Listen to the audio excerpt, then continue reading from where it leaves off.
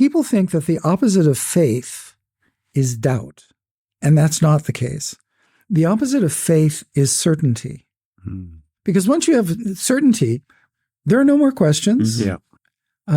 Just give me the directory, and then I just, if A, then B, if B1, then B3, kind of thing. Whereas the life of faith, and I would say the genuine life of being a human being, is always a both and, never an either or. It's always a matter of attempting to discern in these times and places, what does it mean to be faithful? It also means the courage to be wrong.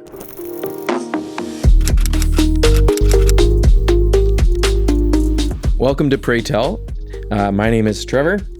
And I'm Al. And we got a special guest today. I'm Richard Leggett. Thanks for joining us today. You're welcome.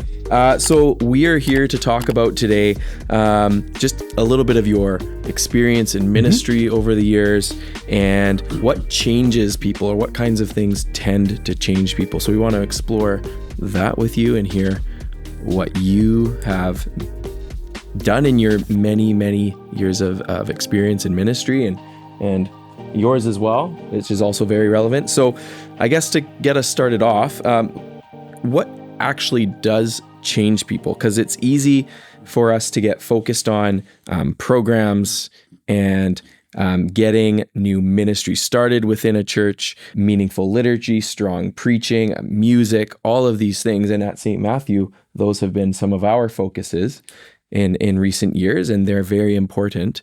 And we do know that the church is a gathering place, as you were saying a few minutes ago. That's the actual root of the word in Greek. Church is a place to gather, but we don't want it simply to be a place where people come and hear a message and maybe share coffee. Those things are important, but we want them to be changed and experience real life-giving change. So how do we actually change human hearts, and what is it about, or how do we become more like Christ within this space that we call church? Some years ago, in a book entitled Christianity for the Rest of Us, Diana Butler Bass, who's an American sociologist of religion, talked about a change in the way that we understand being part of a religious community. She said the old model was believe the right things, behave the right way, and then you can belong. And she pointed out, and I agree with her, that actually that's the wrong order. And that actually what we need to do is have a sense of belonging. And in that belonging, we begin to behave in a particular way. And then we move into believing. One of the things she says in that model that I love, because I was a German teacher before I was a priest, the English word believe actually comes from the German word belieben, which means what do you hold beloved? What do you love? What do you hold most dear? So if you think about her order of things, belonging, behaving, coming then to believing, to fall in love with something, is perhaps a more effective way of understanding. So when you ask about what actually changes people, I think people change when they have a sense of belonging. And that belonging can be to the wrong group, right? I think of some people who belong to various movements in the world today. They belong, and they then begin to behave in a particular way, and then they fall in love with something. There's a wonderful Lenten liturgical prayer which says, those people who are misled by the idols of our current age. So what I think we want to do is to help people belong so that they can then learn how to be more Christ-like. Because when we talk about becoming Christ-like, we're talking about learning to live like Christ. Some of us remember those old wristbands, WWJD. What would Jesus do? Well, some people thought they were hokey, but it's exactly the right question. What would Jesus do? Mm-hmm. And that then leads us to fall in love with whether we fall in love with God, which is our ultimate goal, but we may begin by falling in love with the people we gather with. So I think how people actually change is when they feel a sense of belonging. In previous episodes and discussions, Al and I, we've kind of shared how we have found belonging in the Anglican tradition and what drew us here. So I'm wondering if you could start us off a little bit here with a little bit of your personal background. How did you, because you just mentioned you were a German teacher, what was it that brought you into this community, which we call the Anglican Church? How did you find belonging? And like, what has been some of your experience through the years walking with people and coming alongside people as they're going through periods of suffering or doubt or really great things and growth? If you could just maybe catch us up a little bit. Well, I'm an oddity. My family on my mother's side have been Anglicans for 475 years, unbrokenly for 475 years. So on my mother's side, I've always, I never knew a moment when I wasn't part of the Anglican tradition, the Anglican way of being a disciple of Christ. My father's people came to Anglicanism through a very typical American road. On my father's side, my family came to North America 400 years ago. They came as Quakers because they were at risk in England of the time. After the Revolution, they became Baptists because Quakers were spat upon by both sides because of their pacifism. So they became Baptists. Then as they came up the chain, they became Methodists. And then my father's mother was orphaned at an early age and went to live with her sister, who had married an Anglican. So for me, I grew up in the Anglican tradition. I never left it. I think, though, that one of the transformative experiences for me as an Anglican is that I never experienced a moment in my life when I didn't feel as if I belonged. I knew I belonged in this community, not just out of habit, but as I grew older, out of choice. And part of the reason I think I stayed was I was blessed by having communities that welcomed questions. They never were threatened by my questions. They might be amused by some of my questions, but they never made me feel that I was excluded because I had questions. That, I think, led me as I pursued the matter of ordination. And to be truthful, yes, I was a German teacher before I was ordained, but I always knew I was seeking ordination. I always felt a call to ordain ministry. It was just that in the diocese that I was trained in, you had to have 3 years of non-church life before you could be accepted for ordination. And I'm good with languages. So I became a foreign language teacher, a modern language teacher. And then I entered into this life.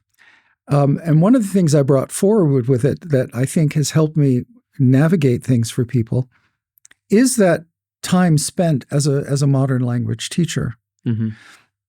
We have a joke among modern language teachers. Most of the time, you teach English because you're trying to help people understand a different concept. And so as a priest, what that has led me to do over the different roles I've played over these past 45 years, it's helped me ask the question, how do I translate? And there are two kinds of translation. You can do word for word, which is basically rote, which is not interesting and not helpful. Or you can do what's called dynamic translation.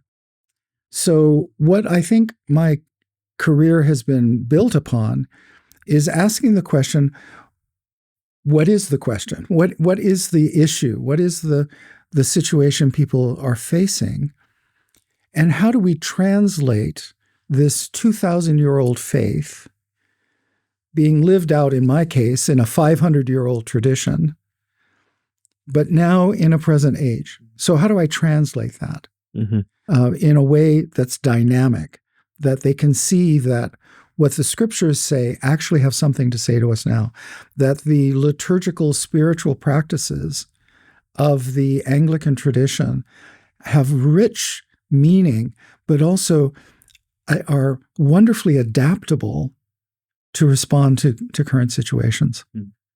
I'd like to pick up on your family history then, with different Christian members of your family belonging to different Christian communities, and then moving to a different one again, sometimes for safety reasons, sometimes for other reasons, but and then pick up on this sense of belonging, because I know from experience myself of attending churches of various denominations, sometimes when on holidays or just because it worked out that week or something, there are some that made me feel like I belonged, and there were some that I knew I was an outsider, even though I was also a Christian. And I think you mentioned about the openness to asking questions. So I think, when we talk about people changing, I think that's one of the challenges that you're touching on here is when someone comes in the door and they need to belong, can we create a space that we're going to say, you don't have to be like us to belong. We can love you. We can listen to your questions because, as you said in your own life, you got comfortable asking questions. It didn't scare people away, or they didn't go, who is this guy and why is he here? I think there's a real essence that's so important there as people of faith, because I know for me to grow, I have to be willing to let go of some of maybe my preconceived ideas that maybe I don't actually have it right. Maybe how I would answer what would Jesus do might actually be the wrong answer. It might be. Yeah. And that's one of the reasons why I think the gathering is so important, because it's in the gathering, the ecclesia. Literally the word ecclesia means a public assembly of free citizens who've been called out of their daily affairs to take counsel and action for the common good. And so at the heart of ecclesia is understanding that we're called together precisely because of our differences, and ideally with a mind of openness to hearing all those different points of view. One of the real difficulties, I think, in 21st century North America is we confuse unity with uniformity. And that's why people tend to read only the media they like, and things. They tend not to look at other points of view because it's a mistake. Unity is not about uniformity. Unity, it depends upon diversity. Yeah. Because you need to know all of these different points of view. One of the ways I've described it to people is, if you get an uncut diamond, it's a diamond, right? But where does the beauty come from that actually enhances the value of this crystal you found? It's when the diamond cutter starts cutting in the facets, right? But the brilliance of that is that each facet brings in light from a different angle. And it is the combination of all of those different angles which eventually reveals the beauty of this stone that we're looking at. So when a newcomer comes in,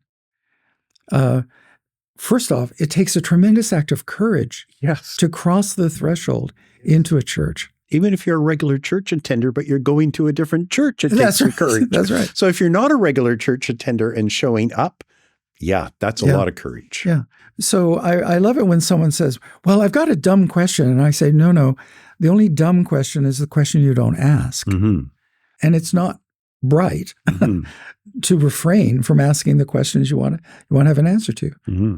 But I think it's so important. But it's not easy to create an atmosphere within a congregation for people to really embrace a newcomer when we live in a world where we quickly categorize people and think whether they belong or not. I know my wife and I had an experience early on. We were on our honeymoon, but we went on a 2-month honeymoon of camping across Canada. So we had been at least 6 weeks of camping. We're on Vancouver Island. One Sunday, decided to go to church in Courtenay. And we didn't pay any attention to the denomination at all. I was not part of the Anglican communion at the time. And it was a Brethren church, very strict Brethren church. All the women wore dresses and head coverings. All the men had ties on. And we came from 6 weeks of hardly ever having a chance to have a shower and never shaved in the 6 weeks. And of course, we're wearing pretty rough clothes. And we both remember how much they made us feel like we belonged, even though for anybody looking at these people and looking at us would go, no, you don't fit there. But we felt at home. And we still reflect upon that, on how they just wanted to love us and get to know us. And it was a beautiful Christian community experience. And unfortunately, there's lots of times when that doesn't happen. No, I had the exact opposite experience of going to the wedding of a student from Vancouver School of Theology who was a traditionalist Roman Catholic. So it was the wedding was in Latin, the mass was in Latin, everything was in Latin, which is fine. I mean, and as I was sitting there, we got to a certain point in the liturgy, and the priest came out and proceeded to list all the people who were not welcome to come to communion. Oh, my goodness. Including any Roman Catholic who had not made a confession in the last week. Wow. Which meant that like 3 people were for communion. And I thought to myself, well, I wasn't going to go to communion because I understand as an Anglican, I'm not supposed to receive. But I thought there are more gracious ways of doing this. Yes. Now, on the other hand, a very close friend of mine is a Roman Catholic priest in the Archdiocese of Chicago. And when, for many years, I'd go down to Chicago and I'd live in his house when I had to go to a meeting. And one Sunday, I was sitting in the pews while he was presiding at Mass, and people were going up for communion. And several of the lay leaders came up to me and said, Father Richard, you're not going for communion. And I said, well, no. And they said, go to communion. We know what the Pope may say, but this is our congregation. You go forward. So, I think for many people, there's this fear of welcoming people. And on one level, it's legitimate to have a fear, because if you welcome someone, if you bring them in, the possibility of change increases. Yes. Both for them and you. And for both of us, right? Yeah. And to be honest, there are congregations that do not wish any change whatsoever. And then there are congregations that are willing to wrestle with change. And that doesn't mean that they may not come to a particular place, but they come to it after honest conversation about who are we? What can we offer?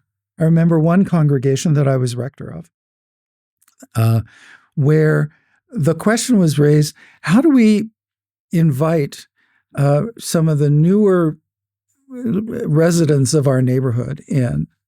And that led to an interesting conversation, because many of the newer residents who might want to come to church came from a more traditional point of view, where they would be uncomfortable with women either presiding at the Eucharist or reading or offering the prayers, where there were a lot of things. And at a certain point, we had to say, they're welcome to come anytime. We actually took some steps to make it more welcoming for folks if they decided to come. But on the other hand, we had to say, when we think of the Christian faith, we're not able to do this. So welcoming people also means sometimes you have to say, and yeah, there are certain things about us that we want to honor. You're welcome to be here, but we're not able to. You were talking about the Brethren community. You didn't ask them to take off the ties, no, and remove the hats, no, and they didn't ask us to go away and change our appearance. Exactly. No, it was fine. Now there may have been things. I mean, we were kind of traveling through, so we didn't. But we both said we would have gone back there a number of times to see whether if we were living there. Yeah. And you bring up a really good point about the change being both ways, right? Mm-hmm. So, but there has to be this sense of being able to answer, to welcome the questions, because I may need to let go of something that I've hung on to and consider part of my faith, but realize it was a cultural understanding of my faith, not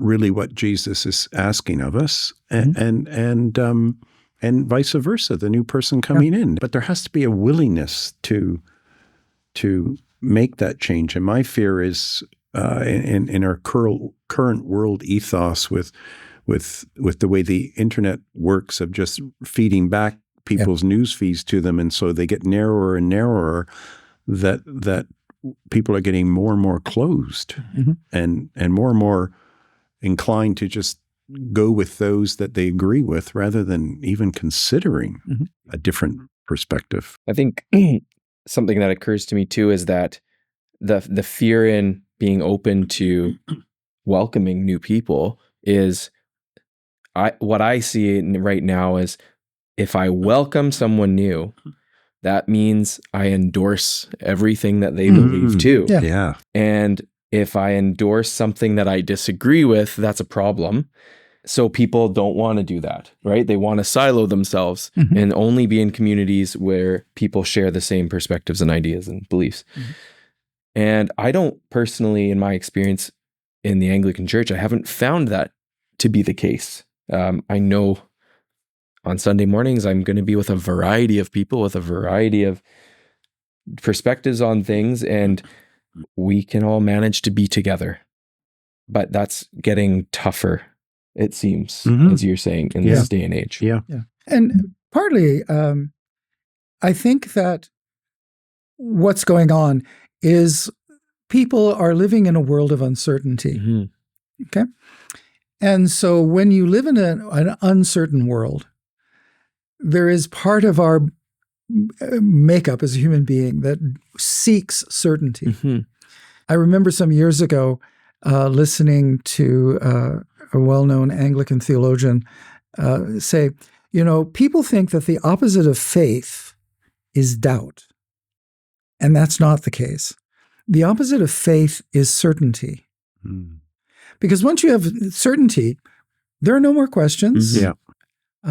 Just give me the directory, and then I just, if A, then B, if B1, then B3, kind of thing. Whereas the life of faith, and I would say the genuine life of being a human being, is always a both and, never an either or.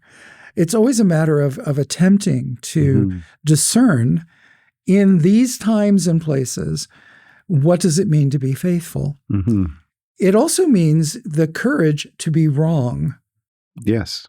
And part of my family history, which shocked me, was when my dad was doing our genealogy and realizing that my family, which came from upstate New York, which I always thought of as, northern, enlightened, whatever, that well into the 1800s, my family owned slaves. Because slavery was not abolished in New York, actually, until about 1820. And so I had to first off deal with the reality that this image of my family had to go. Mm-hmm. And then when I was doing my doctoral work, my wife was working in a mortgage bank, mortgage office of a bank. And she came home one day and she said, I met someone today that your dad would love to meet. I said, oh, what? And she said, it's a family called Leggett. And I said, well, okay, there are not that many Leggetts. It's not a very common name, but it's not a rare name. And she said, yeah, but he'd really like to meet these folks. And I said, why? And they said, because they're Black. And we know that many enslaved persons, when they got their freedom, Mm-hmm. adopted the surname Mm-hmm. of the family who had enslaved them. Mm. And so it is well possible that these folks are the descendants of enslaved people that my family had Wow. enslaved. Wow. Now, for various reasons, the meeting never took place. But we live in a world in which we're so afraid to be wrong. Whereas for me, on one level, it was liberating to say, yes, my family participated in a great evil. Mm-hmm. How now? So then the question of faith is, all right, knowing this about my family, how do I create a different future than the one that they had imagined in the 1800s, Mm-hmm. right? So there are lots of people who, quite honestly, I think, no longer have an imagination for a future, and in that you just want the answers. Mm-hmm.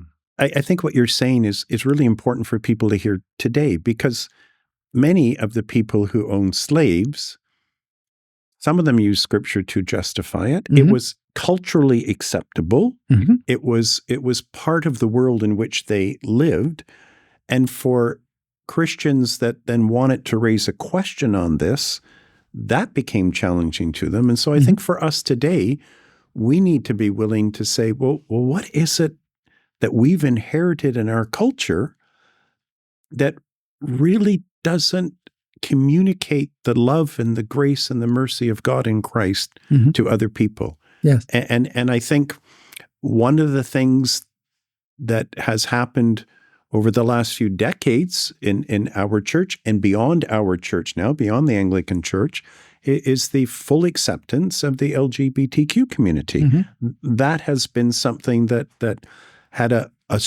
strong faith-based opposition to, that many have said, I think we're missing the mark on this. Mm-hmm.